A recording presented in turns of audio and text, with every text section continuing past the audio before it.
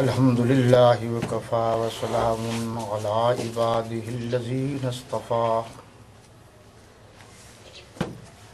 اما بعد فاعوذ باللہ من الشیطان الرجیم بسم اللہ الرحمن الرحیم وَإِذْ جَعَلْنَا الْبَيْتَ مَثَابَةً لِلنَّاسِ وَأَمْنًا وَاتَّخِذُوا مِن مَّقَامِ إِبْرَاهِيمَ مُصَلًّى وَعَاهِدْنَا إِلَىٰ إِبْرَاهِيمَ وَإِسْمَاعِيلَ أَن طَهِّرَ بَيْتِيَ لِلطَّائِفِينَ والعاكفين والركع السجود صدق اللہ مولانا العظیم۔ آیت مقدسہ کا ترجمہ دیکھیے۔ اور جب ہم نے خانہ کعبہ کو لوگوں کے لیے جمع ہونے اور امن پانے کی جگہ مقرر کیا اور حکم دیا کہ جس مقام پر ابراہیم علیہ السلام کھڑے ہوئے تھے اس کو نماز کی جگہ بنا لو، اور ابراہیم علیہ السلام اور اسماعیل علیہ السلام کو کہا کہ طواف کرنے والوں اور اعتکاف کرنے والوں اور رکوع کرنے والوں اور سجدہ کرنے والوں کے لیے میرے گھر کو پاک صاف رکھا کرو۔ حضرت شاہ ولی اللہ محدث دہلوی رحمۃ اللہ علیہ نے لکھا ہے کہ قرآن مقدس میں 21 یا 22 مقامات ایسے ہیں جہاں امیر المومنین قاتل المشرکین والمنافقین والمرتدین، خلیفہ برحق، خلیفہ صادق، خلیفہ امین، خلیفہ راشد، خلیفۃ المسلمین، خلیفۃ المسلمات، خلیفہ ثانی، خلیفہ دوم سیدنا فاروق اعظم رضی اللہ تعالی عنہ نے جو بات جو رائے فرش پر دی اس کی تائید میں اللہ نے عرش برین سے قرآن مقدس اتار دیا، لیکن وقت کی قلت کی وجہ سے ہم کچھ آیات آپ کے سامنے پیش کریں گے تاکہ آپ تک یہ بات پہنچ سکے، کیونکہ آج اتفاق سے یکم محرم الحرام اور 1433 ہجری بھی ہے، اور یکم محرم الحرام 24 ہجری کو مکین گنبد خضرا خسر نبی داماد علی سیدنا فاروق اعظم رضی اللہ تعالی عنہ کا یوم شہادت ہے، اور اسی حوالے سے ہم ہر سال پروگرام کرتے ہیں۔ آج 12واں سالانہ خصوصی لیکچر ہے۔ تمام مفسرین نے یہ بات لکھی ہے کہ کاتب وحی، کاتب قرآن سیدنا فاروق اعظم رضی اللہ تعالی عنہ اور باقی حضرات صحابہ کرام رضوان اللہ تعالی علیہم اجمعین رسالت پناہ صلی اللہ علیہ وسلم کی قیادت میں قائد انسانیت حضرت محمد عربی صلی اللہ علیہ وسلم کے ساتھ طواف کر رہے تھے۔ رسول خدا محبوب خدا صلی اللہ علیہ وسلم اپنے دوستوں کو، ساتھیوں کو بتا رہے تھے کہ یہ خانہ کعبہ ہے اور ان کی بنیادوں کو سیدنا ابراہیم علیہ السلام نے اور سیدنا اسماعیل علیہ السلام نے اٹھایا ہے۔ طواف کے 7 چکر مکمل ہوئے، ایک پتھر دکھایا اور فرمایا یہ وہ پتھر ہے جس پر جد الانبیاء مواحد اعظم سیدنا ابراہیم علیہ السلام نے کھڑے ہو کر خانہ کعبہ کی تعمیر کی، اور اس پتھر میں آج تک سیدنا ابراہیم علیہ السلام کے پاؤں مبارک کا نشان موجود ہے، اور اب وہ باقاعدہ ایک شیشے میں رکھ دیا گیا ہے جس کو دور سے مسلمان زیارت کی غرض سے دیکھ لیتے ہیں۔ حضور صلی اللہ علیہ وسلم نے جب یہ فرمایا کہ یہ وہی پتھر ہے جس پر سیدنا ابراہیم علیہ السلام نے کھڑے ہو کر خانہ کعبہ کی تعمیر کا کام کیا تھا، سیدنا فاروق اعظم رضی اللہ تعالی عنہ فرماتے ہیں کہ میرے دل میں خیال آ گیا کہ اللہ کے نبی صلی اللہ علیہ وسلم جس طرح ہم نے طواف کیا ہے اور اس میں ہم نے پڑھا ہے لبیک اللہم لبیک لا شریک لک لبیک ان الحمد والنعمت لک والملک لا شریک لک، آپ اس تلبیہ پر غور کریں تو آپ کو بہت ساری باتوں کا پتہ چل جائے گا۔ یہ طواف کے دوران یوں سمجھو حمدیہ ترانہ ہے، اللہ کی وحدانیت کا اقرار ہے کہ اللہ اپنے گھر کے دوران یہ بار بار جو کہا جاتا ہے دیکھنا چاہتے ہیں کہ یہاں شرک کا مریض تو کوئی نہیں، یہاں میرے گھر آئے ہوئے ہیں تو اب تو ان کو میری وحدانیت اور کبریائی کا یقین کر لینا چاہیے۔ سیدنا فاروق اعظم رضی اللہ تعالی عنہ نے فرمایا کہ میرے مرشد، میرے پیر، مسلمانوں کے دلوں کے ابدی حکمران، میرا دل چاہتا ہے کہ جس نے ہمارے لیے اللہ کے گھر کی تعمیر کی اس کے درجات کی بلندی کے لیے یہاں 2 رکعت نماز نفل پڑھنی چاہیے۔ رسالت پناہ نبی کریم رؤوف الرحیم علیہ الصلاۃ والتسلیم نے فرمایا کہ فاروق اعظم رضی اللہ تعالی عنہ بات تو آپ کی ٹھیک ہے، لیکن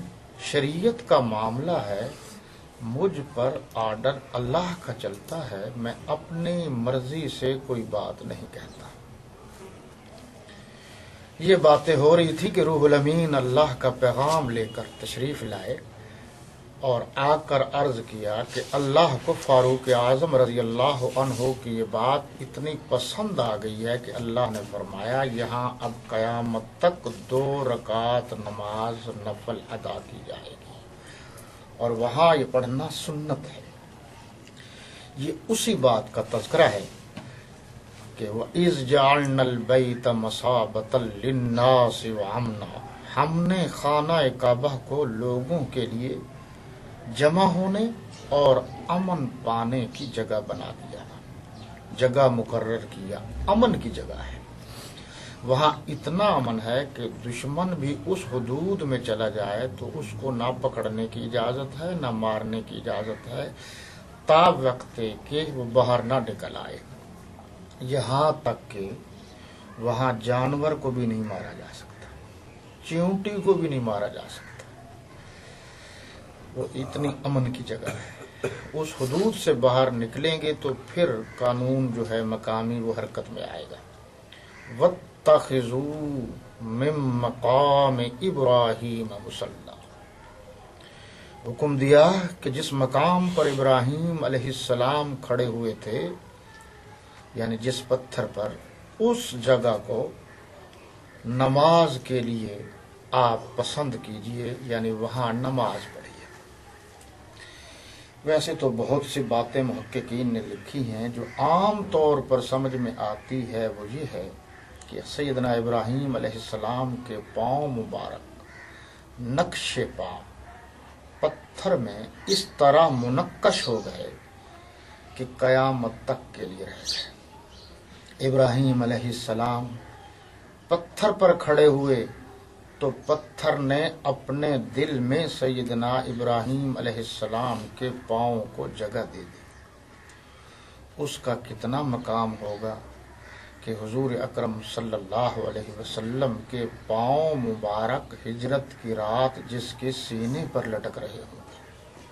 انہوں نے آپ صلی اللہ علیہ وسلم کے پاؤں کو سینے پر جگہ دی۔ کبھی آپ غور کیجئے کہ جب وہ سوار ہوئے تو آپ صلی اللہ علیہ وسلم کے پاؤں مبارک سیدنا صدیق اکبر رضی اللہ تعالی عنہ کے سینے پر لگے ہوئے تھے۔ تو یہ اس وقت آیت نازل ہوئی، اس سے پتہ چلا کہ یہ بات، یہ رائے حضرت فاروق اعظم والی اللہ کو اتنی بھا گئی کہ اللہ نے قرآن اتار دیا۔ یہاں یہ بات بھی ذہن میں رہے، مغالطہ نہ رہے کہ پھر تو قرآن حضرت عمر رضی اللہ تعالی عنہ کی باتوں کے مطابق اترتا تھا۔ یہ بات نہیں ہے،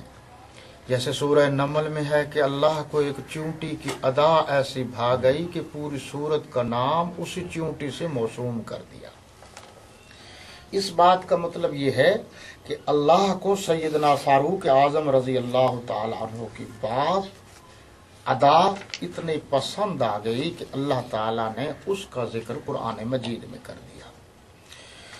ایک اور آیت ہے جی، سورہ انفال ہے۔ ترتیب کے لحاظ سے یہ سورت 8ویں نمبر پر ہے، 10واں پارہ ہے اور اس کی آیت نمبر 67 ہے۔ اس میں جو بات بتائی گئی ہے وہ یہ ہے کہ مسلمانوں اور کافروں کے درمیان جو پہلی مارکہ آرائی جنگ ہوئی یا مارکہ ہوا، غزوہ ہوا، اس کو غزوہ بدر کے نام سے یاد کرتے ہیں۔ یہ بھی رمضان شریف میں ہوا، اور غزوہ بدر اس میں یہ ہوا کہ بڑے بڑے کفار کے سورماؤں کے سر تن سے جدا ہو گئے، اور یہاں تک کہ بہت سے لوگ ان کے مارے گئے، اور 70 اور بعض نے لکھا کہ 70 سے زائد کفار کے لوگ قیدی بنا لیے گئے۔ رسالت پناہ صلی اللہ علیہ وسلم مسجد نبوی کو ہی اپنا مرکز سمجھتے تھے۔ اس وقت سپریم کورٹ کی عدالت بھی وہی تھی، اللہ کو منانے کی جگہ بھی وہی تھی، قاضی القضات بھی وہیں بیٹھتے تھے، غرض ہے کہ عبادت کا مقام بھی تھا، ریاضت کا مقام بھی تھا، عدل و انصاف کی جگہ بھی تھی، بہت مرکزی حیثیت تھی، اور مسجد کو واقعتاً مرکزی حیثیت حاصل رہی ہے اور اب بھی مرکزی حیثیت حاصل ہے۔ اس میں ان 70 قیدیوں کو باندھ دیا گیا۔ حضور اکرم صلی اللہ علیہ وسلم نے اپنے تربیت یافتگان سے، اپنے عاشقان صادقان سے، اپنے دوستوں سے، اپنے صحابہ کرام رضوان اللہ تعالی علیہم اجمعین سے مشورہ کیا کہ ان قیدیوں کے بارے میں رائے دیجئے، اب ان کے ساتھ کیا معاملہ کیا جائے، کیا برتاؤ کیا جائے۔ اس وقت کے خلیفہ بلا فصل سیدنا صدیق اکبر رضی اللہ تعالی عنہ نے اور بہت سے صحابہ کرام رضوان اللہ تعالی علیہم اجمعین نے مشورہ دیا کہ نبی کریم رؤوف الرحیم علیہ الصلاۃ والتسلیم کہ مرشد عالم، قائد عالم، محبوب عالم، محسن عالم صلی اللہ علیہ وسلم، ہماری رائے یہ ہے کہ ان سے فدیہ لے لیا جائے اور ان کو رہا کر دیا جائے۔ فدیہ یعنی کچھ پیسے جو ان کے بدلے میں لیے جائیں اور ان کو رہا کروا لیا جائے۔ کفار کا یہ نظریہ تھا، ان کا مشورہ تھا کہ فدیہ لے کر رہا کر دیا جائے۔ لیکن یہاں مکین گنبد خضرا، محسن اسلام، کاتب قرآن، کاتب وحی سیدنا فاروق اعظم رضی اللہ تعالی عنہ نے عرض کیا کہ آقا، مولا، مرشد، جیسے آپ چاہیں کریں، لیکن میری رائے یہ ہے کہ انہوں نے اسلام کو بڑا نقصان پہنچایا ہے، انہوں نے مسلمانوں کو بڑی تکلیفیں دی۔ گویا انہوں نے کوئی کسر باقی نہیں رکھی۔ اب کفار کی شوکت و سطوت کو مٹانے کے لیے میری رائے یہ ہے کہ جو جس کا رشتہ دار ہے اس کے ہاتھ میں تلوار دی جائے اور وہ اپنے رشتہ دار کا سر تن سے جدا کر دے، سر قلب کر دے۔ میری رائے یہ ہے۔ حضور اکرم صلی اللہ علیہ وسلم نے فرمایا بہت اچھا،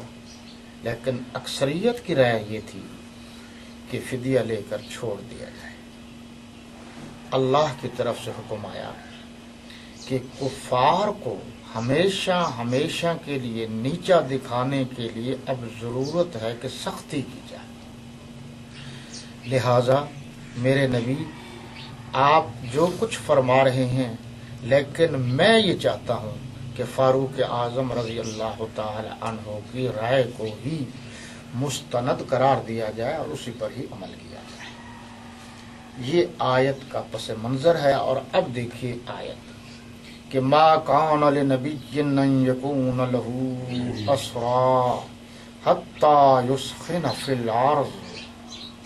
تریدون عرض الدنیا واللہ یرید الآخرہ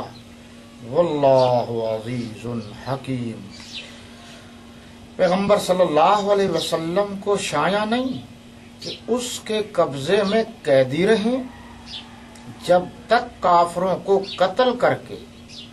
زمین میں کثرت سے خون نہ بہا دے۔ تم لوگ دنیا کے مال کے طالب ہو اور اللہ آخرت کی بھلائی چاہتا ہے اور اللہ غالب حکمت والا ہے۔ اس لفظ پر غور کیجئے کہ اس کے قبضے میں قیدی رہیں جب تک کافروں کو قتل کر کے زمین میں کثرت سے خون نہ بہا دیں۔ دیکھیے بظاہر تو نظر آتا ہے کہ کتنی سختی ہے، لیکن یہ وہ مقام ہے جہاں اللہ نے اس سختی کو پسند فرمایا ہے۔ تو زندگی میں دو مقام ایسے آتے ہیں، کہیں سختی یعنی گرمی اور کہیں نرمی۔ بعض غیرت کے معاملے میں تو میں یوں کہا کرتا ہوں کہ یہاں گرمی کی ضرورت ہے۔ غیرت کے معاملے میں اگر کوئی نرمی برتتا ہے تو اس کو بے غیرت کہا جائے گا۔ اسی طرح جو غیرتوں کا خالق ہے، جو غیرتوں کا پیدا کرنے والا ہے، وہ بھی اپنے معاملے میں بعض اوقات رحمان اور رحیم ہونے کے باوجود بھی سخت غصے میں اور ناراض ہو جاتا ہے، اور اس کی ناراضگی اور غضب کی اس وقت انتہا نہیں رہتی جب کوئی اس کی ذات اور صفات میں شرک کرتا ہے۔ یہ ہے اس کی ناراضگی کی بنیادی وجہ۔ تو یہاں بھی سیدنا فاروق اعظم رضی اللہ تعالی عنہ کی رائے کو پسند کیا گیا۔ ایک اور مقام دیکھیے جی، یہ سورہ توبہ ہے، آیت نمبر اس کی 80 ہے، 83 ہے اور صفحہ نمبر 248 اور 249 ہے۔ آیت نمبر جی 80 کو دیکھیے، استغفر لہم او لا تستغفر لہم ان تستغفر لہم 70 مرة فلن يغفر الله لهم ذلك بأنهم كفروا بالله ورسوله والله لا يهدي القوم الفاسقين۔ تم ان کے لیے بخشش مانگو یا نہ مانگو، بات ایک ہے۔ اگر ان کے لیے 70 دفعہ بھی بخشش مانگو تو بھی اللہ ان کو نہیں بخشے گا۔ یہ اس لیے کہ انہوں نے اللہ اور اس کے رسول صلی اللہ علیہ وسلم سے کفر کیا، اور اللہ نافرمان لوگوں کو ہدایت نہیں دیتا۔ اگلے صفحے پر آیت نمبر 84 دیکھیے، وَلَا تُصَلِّ عَلَىٰ أَحَدٍ مِّنْهُمْ مَاتَ أَبَدًا وَلَا تَقُمْ عَلَىٰ قَبْرِهِ إِنَّهُمْ كَفَرُوا بِاللَّهِ وَرَسُولِهِ وَمَاتُوا وَهُمْ فَاسِقُونَ۔ اے پیغمبر صلی اللہ علیہ وسلم، ان میں سے کوئی مر جائے تو کبھی اس کے جنازے پر نماز نہ پڑھنا اور نہ اس کی قبر پر جا کر کھڑے ہونا یہ اللہ اور اس کے رسول صلی اللہ علیہ وسلم کے ساتھ کفر کرتے رہے اور مرے بھی تو نافرمان ہی مرے۔ اس آیہ مبارکہ کا پس منظر یہ ہے کہ آپ نے سنا ہوگا عبداللہ ابن ابی رئیس المنافقین، جو حضور صلی اللہ علیہ وسلم پر بظاہر تو ایمان لایا تھا لیکن اندر سے ان کو اچھا نہیں سمجھتا تھا، بعد میں اللہ کے نبی صلی اللہ علیہ وسلم کا گلہ اور شکوہ کیا کرتا تھا۔ ہوا یہ کہ اس کا ایک وقت آیا کہ اس کا ایک کفر جو ہے بالکل واضح ہو گیا، تو پھر اس کا طریقہ کار یہ تھا کہ اللہ کے نبی صلی اللہ علیہ وسلم جب بات چیت کرتے تھے یعنی خطاب فرماتے تھے تو اس وقت یہ درمیان میں سے کھڑا ہوتا اور یہ دونوں ہاتھ اٹھا لیتا اور کہتا میری جان، میرا مال، میری اولاد آپ پر قربان ہو، آپ کو اللہ نے بڑی عزت دی ہے، آپ نے سچ کہا ہے۔ جی یہ درج ہے، پیر کرم شاہ صاحب نے بھی لکھا ہے، باقی مفسرین نے جو باتیں میں نے عرض کی سب کی سب لکھی ہوئی ہیں، اس میں کوئی بات ایسی نہیں ہے جو یعنی کہ میں اپنے طرف سے کہہ رہا ہوں، بلکہ بریلوی، دیوبندی، آل حدیث، جماعت اسلامی، تبلیغی جماعت اور دعوت اسلامی وغیرہ جتنی جماعتیں موجود ہیں جو میں عرض کر رہا ہوں، یہ سب نے یہ باتیں لکھی ہیں، متفق علیہ ہیں۔ یہ اور بات ہے کہ آج بیان کرنے سے سارے کترا رہے ہیں کہ کوئی مسئلہ پیدا نہ ہو، یہ ذہن میں رہے۔ یہ نقشہ جو میں عرض کر رہا ہوں کہ اللہ کے نبی صلی اللہ علیہ وسلم جب خطاب فرماتے تھے تو عبداللہ ابن ابی رئیس المنافقین کھڑے ہو کر کیا کہتا تھا، یہ بات آپ کے ذہن میں رہے۔ اب اس کے بعد جو ہے وہ ہم اگلی بات کریں گے کہ وہ کرتا کیا تھا۔ حاذہ رسول اللہ اکرمہ اللہ وعزہ ونصرہ، یہ کہتا تھا اللہ نے آپ کو بڑی عزت دی، یعنی یوں ہاتھ اٹھاتا تھا۔ اگر آپ کے ذہن میں یہ نقشہ ہے تو آج بھی کہیں کہیں آپ کو خصوصی ان کی نشست میں یہ نظر آتا ہے، یہ وہی نقشہ ہے۔ سیدنا فاروق اعظم رضی اللہ تعالیٰ عنہ نے فرمایا کہ اللہ اور اس کے رسول کے دشمن بیٹھ جا، اب تیری منافقت ظاہر ہو چکی ہے، کب تک ایسا کرے گا؟ ناراض ہو گیا، کہنے لگا میں نماز ہی نہیں پڑھتا، میں جا رہا ہوں۔ کسی اور نے پیچھے سے پکڑا کہ کیا کرتے ہو، کہاں جاؤ گے؟ آپ کو پناہ ملے گی تو یہیں سے ملے گی، انہی کے دامن رحمت سے وابستہ ہو جاؤ، اپنی غلطی کا اقرار کر لو تو دنیا بھی اچھی ہو جائے گی اور آخرت بھی اچھی ہو جائے گی۔ تو اس نے غصے سے کہا مجھے نہیں چاہیے، میں مرتا ہوں تو مرنے دو، میرے لیے کوئی استغفار کرے نہ کرے، مجھے کسی کی کوئی ضرورت نہیں ہے، میں بخشا جاؤں گا۔ اس پر یہ آیت نازل ہوئی، استغفر لہم او لا تستغفر لہم ان تستغفر لہم 70 مرہ فلن یغفر اللہ لہم، کہ سیدنا فاروق اعظم رضی اللہ تعالی عنہ نے اس کا پردہ چاک کر دیا کہ یہ بدبخت تو یوں کہہ رہا ہے۔ یہ وہی ہے، آیت نمبر 84 میں دیکھیے کہ ان کا بیٹا تھا، اس کا نام تھا عبداللہ بن عبداللہ، یہ بھی تھا عبداللہ بن ابی رئیس المنافقین، اس کا بیٹا تھا، وہ تھا عبداللہ بن عبداللہ، وہ مسلمان تھا اور یہ منافق تھا۔ یہاں دو احادیث میں روایات موجود ہیں، ایک یہ کہ اللہ کے نبی صلی اللہ علیہ وسلم تیمارداری کی غرض سے تشریف لے گئے، یہ بیمار ہوا تھا، اس نے دیکھا کہ رحمت جوش میں ہے، عرض کرنے لگا کہ میرے لیے صحت یابی کی بھی دعا کیجیے اور کوئی ایک آدھ کپڑا بھی تبرکاً مجھے دے دیجیے تاکہ مرنے کے بعد وہ کپڑا جو ہے وہ میرے کفن میں آ جائے اور اللہ مجھ پر رحمت کرے۔ حضور صلی اللہ علیہ وسلم خاموش رہے، واپس آ گئے۔ اس نے قاصد کو بھیجا، یعنی نوکر کو بھیجا، اور جا کر اللہ کے نبی صلی اللہ علیہ وسلم سے درخواست کرنا کہ ابائی کہتا ہے آپ مہربانی کیجیے کوئی کرتا دے دیجیے۔ رسالت پناہ صلی اللہ علیہ وسلم نے اوپر والا کپڑا چوغا تھا وہ دے دیا۔ عبداللہ ابن ابی تھا، اس کے دل میں کھٹکا تھا، اس نے کہا کہ اللہ کے رسول صلی اللہ علیہ وسلم کے پاس دوبارہ جا اور ان کو میری طرف سے درخواست کریں کہ یہ کپڑا بڑا باعث برکت ہے، لیکن میرا دل چاہتا ہے آپ وہ کرتا مجھے عطا کریں جو آپ کے جسم اطہر کے ساتھ ڈائریکٹ لگا ہوا، براہ راست آپ کے جسم اطہر کو ٹچ کر رہا ہو، چھو رہا ہو، یعنی اندر والا کپڑا کرتا۔ حضور اکرم صلی اللہ علیہ وسلم نے وہ کرتا عطا فرمایا، قاصد لے کر گیا۔ سیدنا فاروق اعظم رضی اللہ تعالیٰ عنہ سے رہا نہ گیا، عرض کیا اللہ کے رسول یہ تو وہی منافق ہے، آپ نے پھر اس کو کرتا عطا فرما دیا۔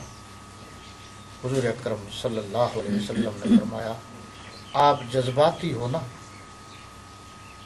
آپ جذبے والی بات کرتے ہیں، اس کرتے سے بڑا فائدہ ہوگا کہ دنیا دیکھے گی کہ جو جس نبی کے بارے میں ایسی غلط باتیں کرتا ہے آج مرنے کے قریب بھی اسی کے کرتے کا سہارا لے رہا ہے، تو دوسروں پر اثر پڑے گا اور اس سے لوگ مسلمان ہوں گے۔ یہ ہے اصل وجہ جو حکمت لکھی ہے، چنانچہ ایسا ہی ہوا۔ اس کے بعد عبداللہ ابن عبداللہ نے آ کر عرض کیا کہ اللہ کے نبی صلی اللہ علیہ وسلم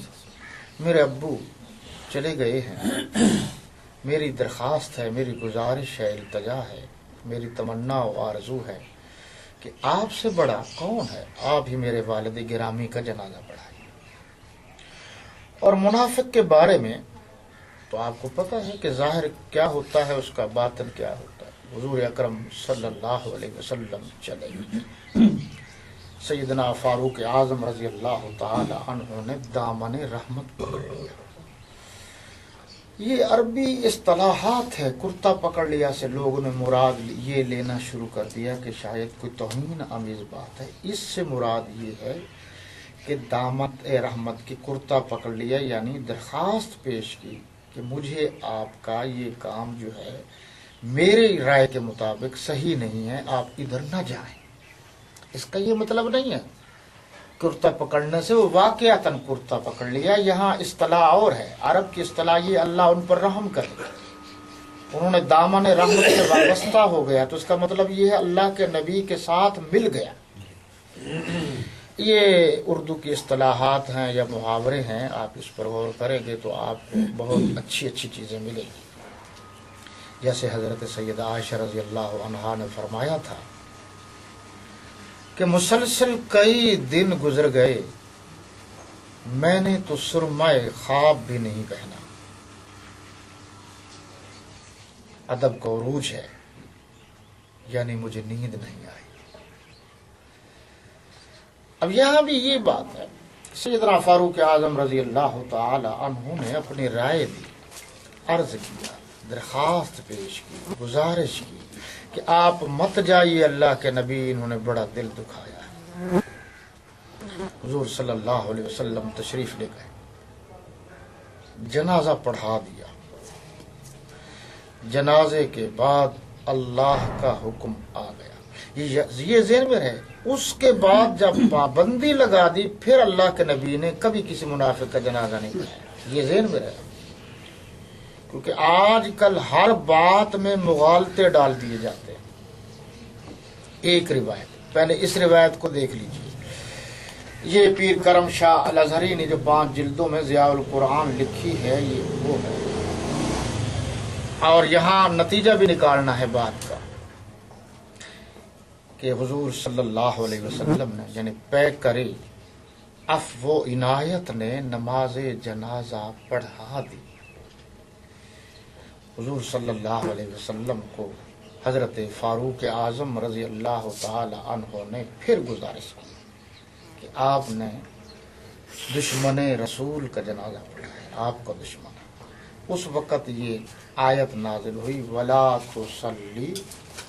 عَلَىٰ أَحَدٍ مِّنْهُمْ مَاتَ أَبَدًا وَلَا تَقُمْ عَلَىٰ قَبْرِهِ، کبھی ان کا جنازہ نہ پڑھیے اگر مر جائیں تو، اور ان کی قبر پر بھی کھڑے نہ ہوں۔ اس پر کبھی میں بحث کروں گا کہ تقوم علی قبر، یہ قبر سے مراد کیا لیا ہے قرآن نے۔ اس کی قبر پر بھی کھڑے ہونے کی اجازت نہیں۔ جیسے مسجد اللہ کی عبادت کی علامت ہے، نماز تو ہر جگہ ہو سکتی ہے